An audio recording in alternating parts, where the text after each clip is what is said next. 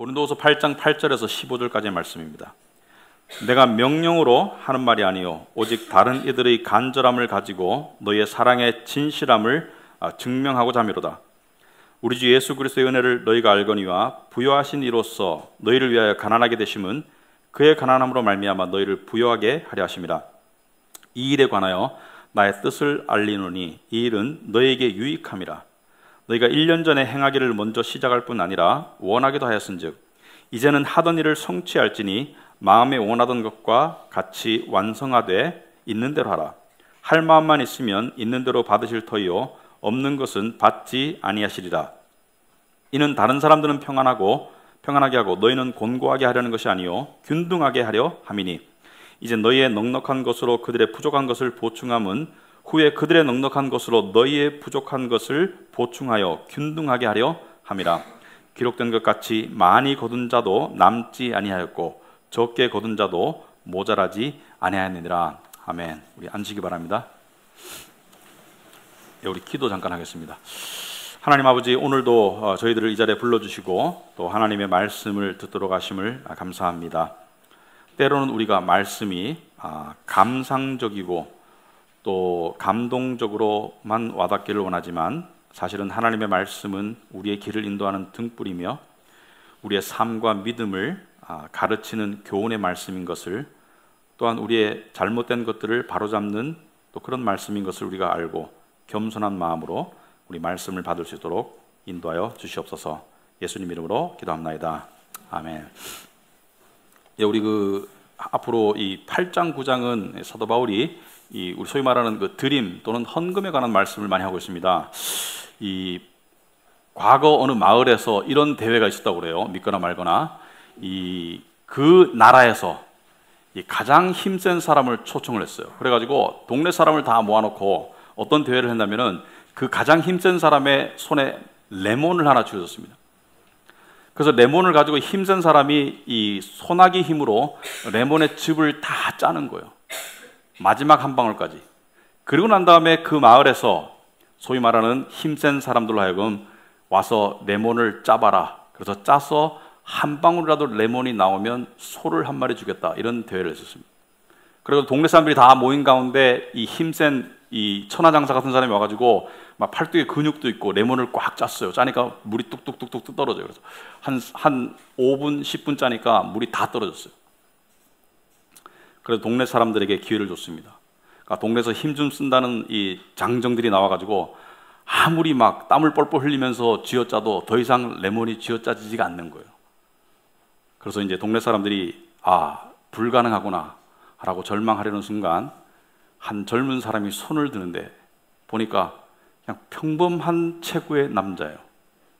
그래서 사회자가 불러야 되나 말아야 되나 고민을 잠깐 하다가 그 젊은 사람을 보고 앞으로 나오라고 하는데 생기기는 되게 똑똑하게 생겼는데 앞으로 뚜벅뚜벅 걸어가기 시작하는데 발걸음을 보니까 이게 사람의 발걸음인지 이 펭귄의 발걸음인지 약간 어슬렁 이렇게 걸어오는 거예요. 앞으로. 사람들이 깜짝 놀랐죠. 좀 비범한 사람인 것 같다. 이 사람 손에 레몬을 쥐어줬는데 이 사람이 레몬을 쥐어짜니까 레몬방울이 뚝뚝 두 방울 떨어지는 거예요. 사람들이 깜짝 놀랐습니다. 과연 어떤 사람이길래 이 다 짜진 레몬에서 정말 힘이 그렇게 세 보이지도 않는데, 그래서 사람에게 물어봤어요. 물론 소를 한 마리 줬죠. 물어봤어요. 당신 뭐 하는 사람이요? 그러니까 저는 교회에서 재정을 담당하는 집사입니다. 저는 형편에 관계없이 어느 누구의 주머니에서도 헌금을 걷어내는 일을 하고 있습니다. 당신 성이 뭐요? 박 집사입니다. 이름이 뭐요? 프라이버시 때문에 이름은 밝힐 수 없고 이니셜은 YW입니다. 우리 교회 교인들만 알아둘 수 있는 조크겠죠. 자, 이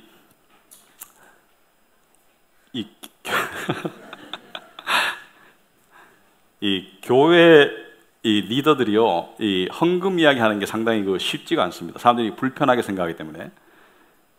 근데 저 같은 경우는 특별히 하진 않습니다만은 이 본문에 헌금 이야기가 나오면 이렇게 순서대로 하게 되겠죠. 사도 바울은 근데요, 사실은 이 헌금에 관한 이야기를 8장, 9장에서 하고 있어요. 심지어 어느 정도냐면은 이 내용을 지난주 올해 이번 주 내용을 보면은요, 문맥을 보면은 이 고린도 교회 교인들이 1년 전에 사실은 예루살렘에 있는 가난한 교인들을 돕기 위해서 작정을 했었더랬습니다. 근데 작정을 했는데 중간에 헌신을 약간 저버리고 열정이 식었어요. 그래서 사도 바울이 이 마게도니아 교회 교인들 이야기까지 하면서 그들에게 권면합니다. 그들은 가난하고 정말 극도로 가난하고 고통 가운데서도 풍성하게, 지난주 설교 그러죠, 연보를 했다, 풍성하게 헌금을 드렸다, 너희도 그렇게 하기를 바란다라고 이야기하고 있습니다. 10절에 보면은 이 일에 관하여 나의 뜻을 알리노니 이 일은 너희에게 유익함이라. 너희가 1년 전에 행하기를 먼저 시작할 뿐만 아니라 원하기도 하였은즉 이제는 하던 일을 성취할지니, 이렇게 말했어요. 1년 전에 시작했던 일을 이제 지지부진한데 성취해라, 완성해라, 그러니까 작정했던 것을 이루어라, 이렇게 말하는 거예요. 사실 쉬운 말이 아닙니다. 부담스러운 얘기일 수 있어요. 근데 왜 사도 바울은 왜 이렇게 이야기를 하는가? 왜냐하면 사도 바울은요, 헌금 자체가 목적이 아니었습니다. 사도 바울의 목적은 더 큰 데 있었어요. 그것은 무엇이냐? 8절 오면은 내가 명령으로 하는 말이 아니요 오직 다른 이들의 간절함을 가지고 너희의 사랑의 진실함을 증명하고자 함이로다. 여기서 다른 이들의 간절함이라는 것은 마게도니아 교인들의 간절함을 소개하면서 너희의 사랑을 증명하고자 한다. 무슨 말입니까? 이 행함을 통해서 너희의 사랑을 증명하도록 도와주는 것이다, 이렇게 말했어요. 여기서 우리는 중요한 것을 알아야 됩니다. 헌금 자체가 목적이 아닙니다. 헌금은 교회 살림을 꾸려나가는 것 자체가 최종 목적이 아닙니다. 헌금의 가장 큰 목적은 바로 성도가 사랑 가운데 자라는 것이 목적입니다. 그래서 헌금은 이 실제적인 목적도 있지만 더 큰 영적인 의미가 있어요. 그래서 오늘 우리는 여러 가지 질문들을 생각해 볼 수 있기 바랍니다. 왜 우리는 헌금을 해야 하나? 어떤 마음으로 헌금을 드려야 하는가? 우리는 헌금 생활을 하고 있다면 헌금 생활을 통해서 영적인 열매를 함께 거두고 있는가, 아니면 그냥 돈만 내고 있는가? 또 때로는 헌금을 드리기가 아까운가? 그럴 때 있죠. 또 때로는 나만 드리는 것 같은 느낌이 들 때가 있어요. 나만 열심히 드리고 있어서 손해보는 것은 아닌가? 그런 생각할 때가 있습니다. 이러한 모든 것에 대한 성경적인 설명과 답을 한번 들어보자. 여러분, 이 세상에는 수많은 종류의 공동체가 있습니다. 집단이 있어요. 학교도 있고, 직장도 있고, 무슨 이 동호회도 있고, 또 스터디 그룹도 있고, 또 이 국가도 있고, 여러 가지 종류의 집단이 있는데요. 이 모든 집단 중에 가장 사람에게 소중한 집단은 바로 가족일 겁니다. 가족, 그죠? 가족이죠. 왜냐하면 가족 때문에 살아가는 사람이 많아요. 크리스찬이건 아닌 간에 가족 때문에, 자식은 부모 때문에, 부모에게 인정받기 위해서, 또는 부모는 자식을 보호하고 키우기 위해서 살아가는 사람이 참 많아요. 이번 주에 TV를 제가 봤는데, 이번 주는 산과 바다를 안 보고 좀 다른 걸 봤어요. 서울의 광희동에 중앙아시아 거리라는 데가 있는데 카자흐스탄과 몽골 사람들이 모여 살아요. 여기 가면 카자흐스탄 음식을 먹을 수 있는가 봐요. 저도 가보고 싶어요. 그 음식 보니까 맛있을 것 같아요.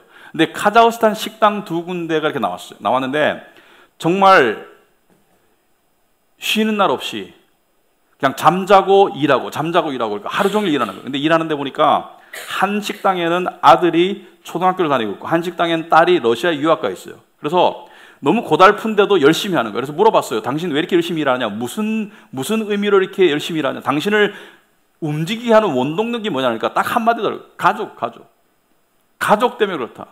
물론 그 사람들뿐만이 아니죠. 우리 모두가 마찬가지죠. 가족 때문에 열심히 살아가는 사람들이 참 대부분인 것 같아요. 사실 자식 아니면 이 정도까지 일하겠는가 이렇게 생각하는 부모가 있을 것입니다. 그런데 가족이 중요해요. 가족은 축복입니다. 하나님께서 허락하신 굉장히 크다는 축복인데, 예수님께서는 가족에 대한 아주 획기적인 개념을 소개하십니다. 무슨 말이냐면은 예수님도 가족이 있었어요. 아버지는 요셉, 어머니는 마리아. 그 다음에 예수님의 형제들이 있었습니다. 예수님은 동정녀 마리아에게 태어났지만 그 동정녀 상태가 끝나고 마리아와 요셉이 부부관계를 맺어서 동생들이 줄줄이 태어났어요. 그리고 남자 동생들, 여자 동생들 태어났을 겁니다. 것입니다. 그런데 한 번은 이 제자들을 모아놓고 이렇게 가르침을 하시는데, 그 당시 장면을 생각하면은 제자들이 뚝 둘러싸여 있으니까 누가 와서 예수님께 다가갈 수가 없어요. 왜? 사람들이 둘러싸여 있으니까. 근데 가족이 왔어요. 어머니와 동생들이 와가지고 예수께 할 말이 있다고 왔어요. 그래서 사람이 예수님께로 그 틈새를 비집고 와서 하는 말이, 당신의 어머니와 동생들이 밖에서 당신에게 할 말이 있대요. 예수님이 뭐라 하셨습니까? 제자들을 바라보면서 이렇게 말했어요. 누가 내 어머니고 누가 내 동생들이냐? 바로 너희가 내 동생들이고 내 어머니이다. 내 아버지의 뜻대로 하는 자가 내 형제요 자매요 내 어머니라고 이야기했습니다. 무슨 말입니까? 예수님께서는 여기에서 영적 가족의 의미를 소개하신 거예요. 영적인 가족을 소개하신 거예요. 그러니까 육적인 가족이 안 중요하다는 게 아니고요, 육적인 가족도 소중하지만 영적 가족도 있다는 것을 소개하신 거예요. 사실 성경에서, 이 신약에서 이걸 소개하신 거예요. 구약에서는 하나님의 백성들이지만 신약에 와서는 하나님의 가족이 되는 것입니다. 백성을 넘어서서. 그러면 육적인 가족이 더 중요하냐, 영적인 가족이 더 중요하냐? 대부분 사람들이 육적인 가족이 더 중요하다고 생각하고 살고 있습니다만은 육적인 가족이 안 중요하다는 것이 아닙니다. 육적인 가족이 너무 소중해요. 하나님이 주신 소중한 가족이에요. 그런데 둘 중에 어느 게 더 소중한가? 성경적으로, 이론적으로. 여러분, 성경에서 예수님께서 이렇게 말씀하셨습니다. 나를 위해서, 복음을 위해서 아버지와 어머니와 너의 집을 떠난 자는 복받을 것이다. 무슨 말입니까? 복음을 위해서 가족을 떠나는 일이 있으면 그건 선교적인 희생이고 복받을 일인데, 반대로 생각합시다. 육적인 가족을 위해서 영적인 가족을 떠난다면 그것은 배교가 되겠죠. 우리는 지금 가지고 있는 육적인 가족이 중요하다고 생각하고 살아오고 있지만, 안 중요한 거 아니라고 말씀드립니다. 중요하지만 영적인 가족도 중요하다는 것을 깨우쳐가는 것이 신앙의 성숙이고 자람입니다. 처음에 교회는 그냥 나와 교회의 이분법적인 존재이지만 점점 교회와 나의 간격이 없어지는 것이 신앙인의 올바른 성장입니다. 여러분, 그런데 돈의 쓰임과, 오늘 본문에 비춰보면 돈의 쓰임과 사랑의 성장에는, 믿음의 성장에는 밀접한 관계가 있어요. 뗄 수 없는 관계가 있어요. 왜 그런지 한번 알아봅시다. 여러분, 돈이 중요합니까? 여러분의 대답을 듣고 싶어서 물어보는 게 아니에요. 여러분이 어떻게 대답하는지 상관없어요. 돈은 오늘날 사람들이 목숨만큼 소중히 여기는 무엇입니다. 심지어 돈을 얻기 위해서는 목숨도 빼앗아가는 게 오늘날 현실이에요. 사도 바울은 말세가 되면 고통하는 때가 이를 것이니 사람들이 자기를 사랑하고 돈을 사랑할 것이다. 그래서 돈은 사람들이 다 소중히 여기고, 돈을 버는 것을 가장 큰 일로 여기고, 또 돈을 가장 의지하고, 또 돈을 가장 숭배하는 세상을 살아가고 있습니다. 그러므로 사람들이 돈을 사용할 때에는 반드시 분명한 이유가 있겠죠. 소중한 것을 내어놓을 때는, 소중한 것을 줄여나갈 때는 이유가 있겠죠. 그러니까 돈을 쓸 때는 반드시 거기에 대한 대가와 급부가 있기 때문에 쓰지, 그냥 돈 쓰는 사람은 없어요. 제정신으로. 그죠? 여러분이 돈을 내고 밥을 먹어요. 왜? 생존을 위해서. 돈을 내고 옷을 사 입습니다. 왜? 보호와 이미지를 위해서. 돈을 기부합니다. 왜? 이 인정받고 존경받기 위해서. 돈을 쓸 때는 다 이유가 있어요. 그러니까 돈을 그냥 이유 없이 쓰는 경우는 없습니다. 돈을 쓸 때는 항상 이 돈을 통해서 얻을 수 있는 효용가치가 있기 때문에 돈을 쓰지, 돈을 통해서 주어지는 반대급부, 돈을 통해서 주어지는 뭔가가 있기 때문에, 대가가 있기 때문에 돈을 쓰지, 그냥 돈을 쓰는 사람은 없어요. 바보가 아닌 이상. 그런데 세상에서 대가를 바라지 않고 돈을 쓸 수 있는 경우가 딱 한 경우가 존재합니다. 써도 돌아올 게 없어. 써도 나에게 돌아올 게 없는데도 돈을 쓰는 경우가 딱 한 경우가 있어요. 어떤 경우입니까? 바로 사랑할 때요. 사랑할 때는 대가를 바라지 않고 줄 수 있습니다. 특별히 가족 관계에서 부모가 자식을 위해서 돈을 쓸 때, 물론 이 자식이 커서 나중에 뭐 효도하거나 뭐 사줄 수 있겠지만, 저는 그 어버이날 받은 거 하나도 없어요. 그런 거 아직 기대도 안 하고 살고 있어요. 그래서 내놓은 자식입니다. 그렇지만 돈을 써요. 돈을 쓰고 있어요. 왜? 사랑하기 때문에. 여러분, 가족에게 돈을 쓰면서 아까워. 물론 아까울 때가 있겠죠. 어떤 때는 너무 많아서. 근데 가족에게 이렇게 뭐 고기를 사 먹이면서 뭐 부모님 여행 보내주면서 막 아까워 미치겠어 이럴 때 없잖아요, 그죠? 좋은 마음으로 하죠. 왜? 사랑하기 때문이죠. 제가 무슨 말 하는 겁니까? 교회가 영적인 가족이라면 교회를 향한 사랑이, 하나님의 교회를 향한 사랑이 물질 없이 될 수 있겠습니까? 내가 돈을 지금 안 버는 상태면 물질을 들 수 없겠지만 마음은 쏟을 수 있어요. 물질과 마음은 비슷한 겁니다. 네 물질이 있는 것은 네 마음이 있다. 근데 내가 사랑한다면서 돈을 안 줄 수 있느냐? 사랑한다면서 상대의 필요를 하는데, 내가 자식을 사랑하는데 자식이 배고픈데 돈을 안 쓰겠어요? 밥 사주려고? 자식이 추운데 옷 안 사입히겠어요? 마찬가지로 교회를 사랑한다면 교회 필요를 위해서 돈을 안 내놓겠습니까? 당연히 내놓겠죠. 그렇지만 오해하지 말 것은 돈을 낸다고 반드시 사랑하는 건 아닙니다. 교회 안에도 많은 사람들이 큰 돈을 퍽퍽 내는 사람이 있습니다. 그러면 사랑하지 않고도 낼 수 있어요. 자기의 면을 세우려고 낼 수도 있습니다. 그렇지만 돈을 안 내면서 사랑하기는 불가능해요. 이것을 에이미 카마이클이라는 사람이 이렇게 말했습니다. 에이미 카마이클은 여자 선교사였는데 이 사람이 왜 유명하냐면 인도에서 선교를 했어요. 아일랜드 출신인데 1951년에 사망했는데요. 55년간 처녀의 몸으로 가서 55년간 사역하면서 한 번도 안식년을 안 했어. 그러니까 한 번도 본국으로 오질 않았어요. 여러분, 선교사가 보통 4년 만에 한 번씩 안식년을 합니다. 통상적으로. 55년 동안 인도에 살았어요. 근데 이 사람이 이렇게 말했어요. 제가 영어로 이야기할게요. 쉬운 단어밖에 없기 때문에 여러분이 다 이해할 수 있으리라 생각하고. Listen carefully. You can give without loving, but you cannot love without giving. 무슨 말입니까? You can give without loving. 사랑하지 않아도 줄 수 있어요. But you cannot love without giving. 하지만 주는 거 없이 사랑할 수는 없습니다. 그래서 사도 바울은 8절에 너의 사랑의 진실함을 증명하도록 하라. 그러니까 사랑 안에서 성숙하고 성장하기 위해서는 너희가 드리는 헌금을 해야 된다는 거예요. 근데 헌금은요, 누구도 강요해서는 안 돼요. 사도 바울은 강요한 적 없습니다. 왜? 사랑은 강요로 되는 게 아니에요. 그건 사랑이 아니에요. 하지만 그렇다 해가지고 헌금에 대한 말을 안 하고 있는 것은 뭐예요? 사랑 안에서 자라라는 권면을 하지 않는 것과 똑같기 때문에 그것도 잘못된 거예요. 그래서 사도 바울은 헌금에 대한 가르침과 이야기를 여러 군데서 하고 있습니다. 왜? 사랑 안에서 자라기를 위해서. 저도 그래서 하는 거예요. 우리 교회가 재정적으로 부족해서 지금 그런 거 없습니다. 이상하게도 여러분들이 헌금 생활을 잘해주세요. 하지만 제가 이것을 말하는 것은 헌금 생활을 하고 있는 사람에게는 보다도 올바른 동기로 하기를 원합니다. 아직까지 못하고 있는 사람들에게는 헌금 생활이 가지고 있는 중요성을 깨닫기를 원합니다. 여러분, 세상에서는요, 이렇게 생각합니다. 세상은 효율성과 형평성을 이렇게 이해를 해요. 민주주의, 자유민주주의 경제체제에서는 이렇게 생각합니다. 효율성과 형평성을 이렇게 생각해요.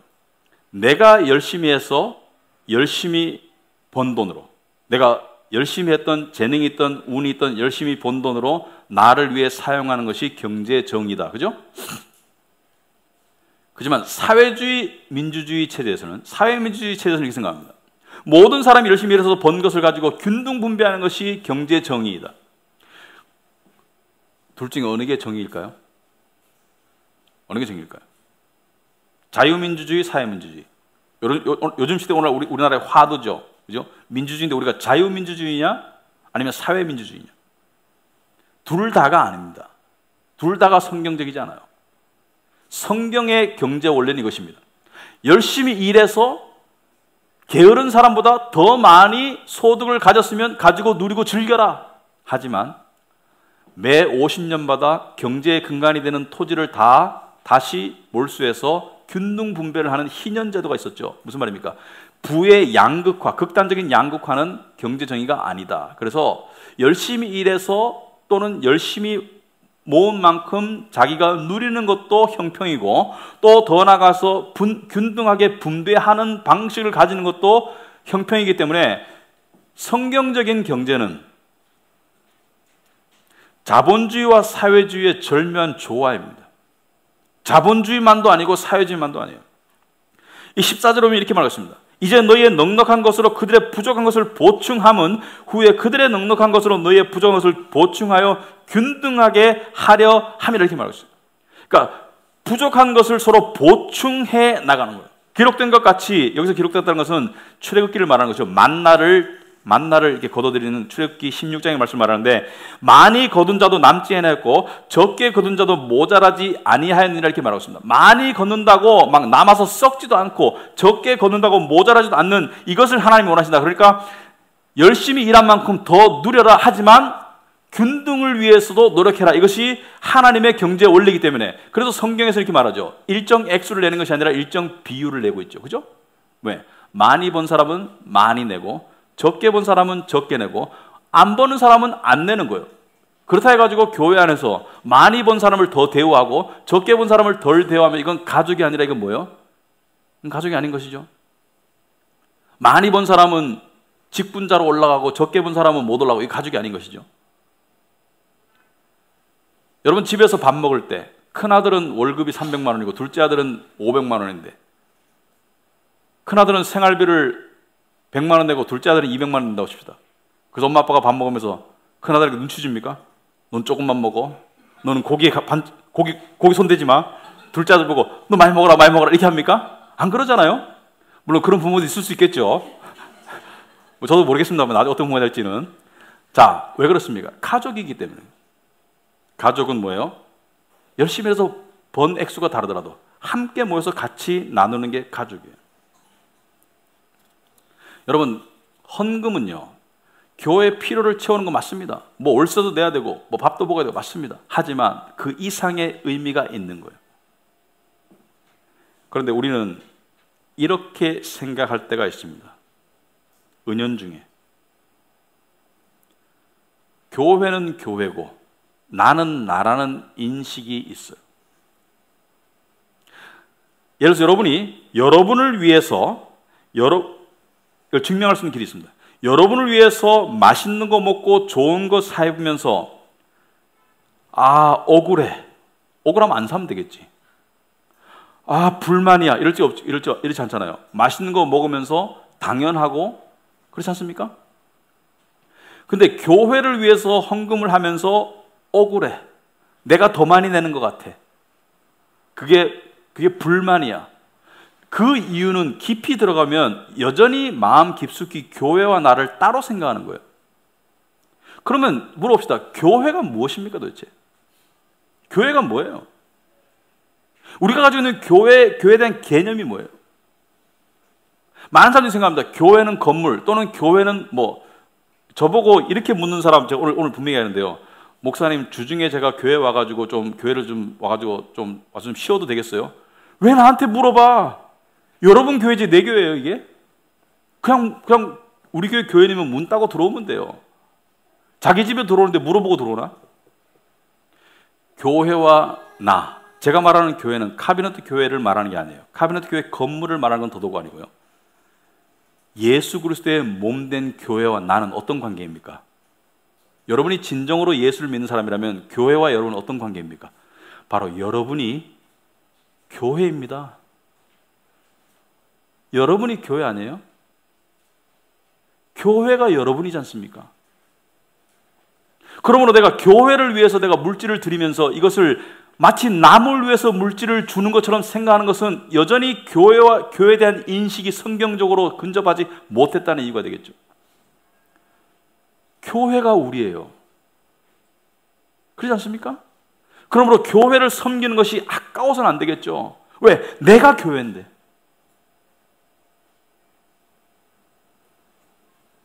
이 인식이 있을 때 기꺼이 드릴 수 있는 거예요. 그래서 하나님은 인색하게 드리는 걸 원하지 않습니다. 그러니까 아까워서 또는 눈치 보여서 드리는 걸 드리지 말라고 그래요. 어떻게 드리라고 그래요? 기꺼이 드리는 것을 기뻐하세요. 왜? 교회에 대한 네 마음이 옳구나. 그 드림의 행위를 통해서 하나님 뭘 보시고 우리 마음의 중심을 보시고 네 마음의 교회에 대한 인식과 믿음과 사랑이 옳구나. 근데 우리는요, 돈에 인색해 드릴 때가 참 많습니다. 왜? 돈처럼 참 치사한 게 없어요. 우리가 돈에 대해서 인색해 드릴 때 왜 그렇습니까? 첫째는 이기심이죠. 나 혼자만을 위해서 쓰고자 하는 이기심. 또는 내가 벌었어. 내 돈 내 마음대로 쓸 거야. 나를 위해서만. 이기적이죠. 또는 불안감. 안 먹으면 미래가 불행해질까 봐 불안감 있죠. 또는 우월감을 느끼기 위해서 나는 더 많이 모아서 남에게 상대적 우월감을 느껴야지, 더 좋은 차를 몰므로써 상대를 찌그러뜨려야지라는 그런 우월의식이 있죠. 이 다 돈의 감옥에, 돈의 노예 상태로 살아가는 거예요. 돈 때문에 불안하고요, 돈 때문에 이기적이고요, 돈 때문에 교만하게 되는, 돈이 사람을 망치는 겁니다. 그럼 어떻게 해야 되느냐? 제가 어떻게 설명하겠습니까? 옛날에 우리 교회가 처음 개척했을 때 이 파인애플 상가에서 개척을 했습니다. 근데 파인애플 상가에서 2년 있기 전에, 여기 이사 오기 전에 파인애플 상가에서 개척하기 전에 이 신천역 뒷골목에 아주 허름한 창고 비슷한 사무실에서 5개월을 지낸 적이 있어요. 그때 있었던 사람이 여기 한 두세 명 남아있는 것 같아요. 그러니까 신천역 뒷골목에 바퀴벌레가 나오고 이 냄새가 나는 이 더럽고 좁은 이 사무실 같은 창고에서 약 5개월을 지냈었어요. 근데 그때 20명 정도가 함께 있었는데, 파인애플 상가로 옮기자고 이야기하니까 사람들이 처음에 돈 들겠네, 그죠? 돈 들겠네. 돈 들죠. 인테리어 해야 되죠. 월세 내야 되죠. 근데 이 교인들 중에 좀 성숙한 교인들이 이렇게 얘기하더라고요. 이걸 어떻게 해결해야 되느냐. 근데 한 교포 부부가 있었습니다. 지금 없어요, 우리 교회. 미국으로 갔어요. 이 교포 부부가 있었는데 그 부인이 젊은 부부였는데 저한테 와서 패스터 제이, 목사님, 제가 간증을 한번 하고 싶어요. 그냥 돈이 목적이 아니고 제 간증을 꼭 하고 싶어요. 그래서 제가 들어보고 하라고 그랬습니다. 간증인즉슨 이 자매가 뉴욕에서 싱글로 살 때 교회를 다니면서 직장을 다녔는데 매달 펑크가 났어요. 그래서 신용카드로 매달 메꿨어, 돌려막기로. 그래서 너무 고민이 돼가지고 자기 스몰그룹 리더한테 이야기했어요. 내가 재정이 매달 펑크가 난다. 사실 직장도 괜찮았는데 그럼 어떻게 하면 좋겠냐. 그래서 이 사람이 생각할 때 이 스몰그룹 리더가 돈을 어떻게 전략하고 저축하는 방법을 알려줄 줄 알았는데, 이 스몰그룹 리더가 하는 말이, 너 헌금 생활 하고 있니? 당연히 못하고 있다. 왜? 돈이 모자랄 어떻게 헌금 생활을 하니? 이 리더가 하는 말이, 11조 생활을 시작해라. 깜짝 놀랐답니다. 생각지도 않은 답이었어요. 아니, 지금도 모자라는데 11조 생활을 하라고? 근데 이상하게도 자기의 마음속에 이 말을 순종해 봐야 되겠다는 생각이 들었답니다. 그래서 11조 생활을 시작했는데 몇 달이 지나지 않았는데 놀라운 일이 생겼대요. 어떤 일이 생겼냐면은 돈이 남기 시작했대요. 수입은 똑같은데. 그리고 저축을 할 수 있기 시작했어요. 수입은 비슷한데. 그리고 나중에 되니까 수입도 직장도 바뀌어서 더 많은 돈을 저축할 수 있게 되어서 나중에 결혼하고 했다는 얘기예요. 자, 이것을 딱 들었을 때 어떤 사람의 머릿속에 그러면 그렇게 하면 돈을 더 벌 수 있는 건가? 그래서 헌금해야지 라고 생각하면 말씀을 잘못 적용하는 것이죠. 뭐예요? 하나님의 뜻에 순종함으로 살아갈 때 경제적인 정의와 풍요와 안정이 이루어진다라고 믿어야 되는 것이죠. 잠언 말씀, 여러분 주변에 보시면 잠언 말씀이 있죠. 11장 24절에 잠언 11장 24절에 남에게 나누어 주는데도 더욱 부유해지는 사람이 있는가 하면 마땅히 쓸 것까지 아끼는데도 가난해지는 사람이 있다고 했어요. 마땅히 쓰고 드려야 되는 것까지 아끼는데도 가난해지는 사람이 있다고 했어요. 여러분, 이것은요 숫자로 설명할 수 없습니다. 이것은 인간의 머리로 설명할 수 없어요. 플러스 마이너스로 설명되는 게 아니에요. 이것은 오직 하나님의 경제 원리, 영적인 원리가 복합되었을 때 설명될 수 있는 그러한 현상입니다. 이것은 체험하지 않으면 몰라요. 이론적으로는 도저히 알 수 없어요. 저도 체험해 봐야 되고 봤었고 여러분도 체험해 봐야 되고 봤었어야 되는 그러한 진리입니다. 또 어떤 사람이 이렇게 말해요. 실제로 쓰는 이야기인데요. 비즈니스맨인데 착실하게 11조 내고 착실하게 삶을 살아갔어요. 비즈니스가 잘 됐어요. 그래서 돈을 더 많이 벌게 되었어요. 그래서 더 많이 번 만큼 또 11조를 했는데 마음에 돈에 대한 욕심과 집착이 떠나질 않는 거예요. 헌금 생활도 똑바로 하고 했는데도 마음에 돈에 대한 집착과 욕심이 떠나지 않는 거예요. 이상한 것은 돈을 더 많이 버는데 그렇다는 거예요. 더 적게 버는 게 아니고 더 많이 버는데 더 집착하고 욕심이 생기더라고요. 그래서 기도를 했습니다. 이 사람이 얻은 응답이 이것입니다. 하나님께서 마치 얘야, 너는 돈을 더 벌면서 돈에 대한 집착과 욕심이 더 늘어가고 있는데, 그러기 위해서는 어떻게 해야 되겠니? 돈을 버릴 줄 알아야 된다. 무슨 말입니까? 내가 돈에 대한 욕심이 들 때, 돈이 많이 벌는데 욕심이 들 때 뭐예요? 그만큼 하나님께서 더 드리라는 거예요. 더 나눠주라는 거예요. 그래서 돈에 대한 속박과 돈에 대한 집착에서 벗어나라는 겁니다. 여러분, 헌금은요, 사실 우리에게 복이라는 생각을 가져야지 이게 정상적인 헌금 생활이에요. 왜 복입니까? 헌금의 행위를 통해서 우리가 가지고 있는 돈에 대한 집착과 욕심에서 벗어나는 자유함이 주어질 수 있는 영적인 축복의 통로가 되는 거예요. 하나님이 여러분의 돈이 필요한 게 아닙니다, 사실. 하나님께서 여러분의 돈을 가져다 쓰시지만 필요한 게 아니에요. 하나님이 어떻게든지 하실 수 있어요. 하지만 첫째는 여러분이 사랑 가운데 자라기를 원하고요. 교회에 대한 소속감을 가지길 원하고요. 내가 교회라는, 그리고 마지막으로 돈의 속박과 집착에서 자유하기를 원합니다. 그럴 때 정해지는 액수는 10분의 1이 될지 10분의 2가 될지 20분의 1이 될지는 몰라요. 하나님과 여러분 사이에 이 정도가 하나님께 내가 마음을 기꺼이 드리는 그러한 액수구나 라는 액수의 변동이 있을 수도 있습니다. 그것은 여러분과 하나님 사이의 문제예요. 하지만 돈에 대한 집착과 욕심을 이기는 가장 좋은 방법 중에 하나가 하나님께 드리는 거예요. 비록 그것이 여러분의 저축 목표 달성이 조금 늦어진 것을 의미하나 순치더라도, 비록 그것이 여러분이 커피 2잔 마실 걸 1잔 마시는 것을 의미할지라도 여러분 그것을 배워 나가야 합니다. 왜? 돈 때문에 신앙 망치는 사람이 너무 많아요. 돈 때문에 신앙이 안 자라는 사람이 너무나 많습니다. 때로는 그 정도 선이 적정한데 너무 돈에 대한 달려감이 커서 인생을 고달프게 만들 수도 있어요. 여러분, 그 굉장히 묘한 거 아닙니까? 돈을 왜 벌죠? 돈 왜 벌습니까? 풍요하고 편하려고 버는 거 아니에요? 근데 돈 벌다가 죽을 수도 있어요. 미련하게 돈에 끌려다니다가. 돈도요, 나의 삶을 적당히 지키는 선에서 필요한 만큼 버는 지혜도 굉장히 중요한 지혜라고 생각합니다. 그냥 돈만 쫓아가면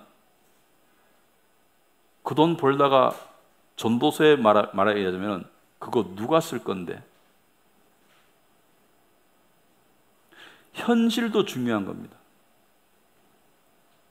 여러 가지 돈에 대한 지혜를 성경 말씀을 통해서 배워야 할 것입니다. 마지막으로 왜 우리는 교회를 보살펴야 되나? 여러분, 오늘 본문 말씀 보시면 9절에 우리 주 예수 그리스도의 은혜를 너희가 알거니와 부요하신 이로써 너희를 위하여 가난하게 되심은 그의 가난함으로 말미암아 너희를 부요하게 하려 하심이라. 여러분, 왜 예수님은, 여기서 말하는 부요함과 가난함은 물질을 꼭 의미하는 게 아닙니다. 여기서 말하는 부요함과 가난함은 근본적으로는 의로움을 말합니다. 영광을 말해요. 예수님께서는 당신의 의로움을 다 내어주셨어요. 왜? 우리가 의로움 결핍증으로 죽음을 향해 가고 있었거든요. 우리가 의로움이 없어서 하나님 앞에 받아들일 수 없었거든요. 우리가 의로움이 없어서 하나님의 천국 밖에서 울 수밖에 없었거든요.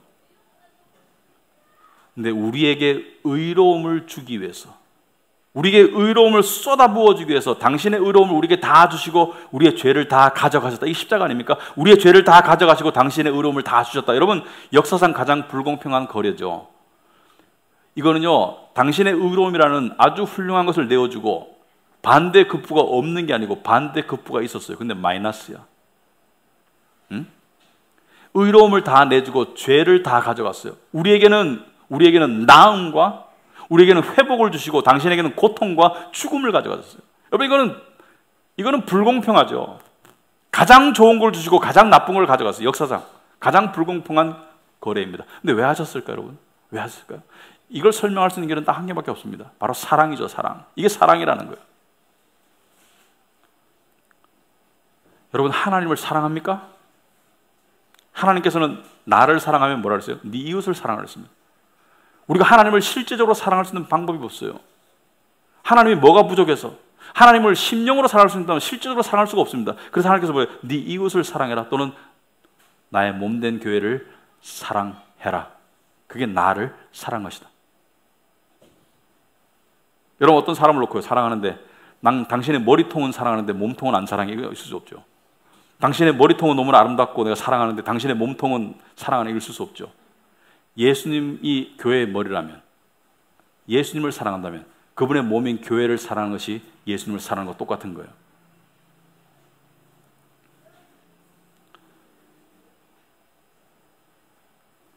사랑하는데 상대의 필요에 눈을 감는 것은 사랑 아니죠. 그죠? 마찬가지로 나의 교회를 보면서 내 교회를 내가 함께 섬겨나가고자 하는 마음이 있는 것이 진정한 사랑입니다.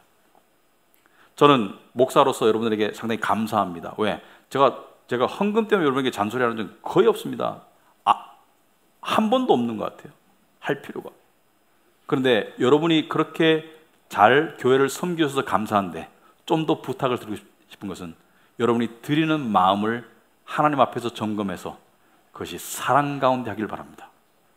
그래서 여러분의 정말 드림의 그런 아름다운 그런 행위가 내적인 영적인 성숙과 결부되어서 정말 아름다운 열매를 맺어가는 여러분이 되기를 주님 이름으로 축원합니다. 기도하겠습니다.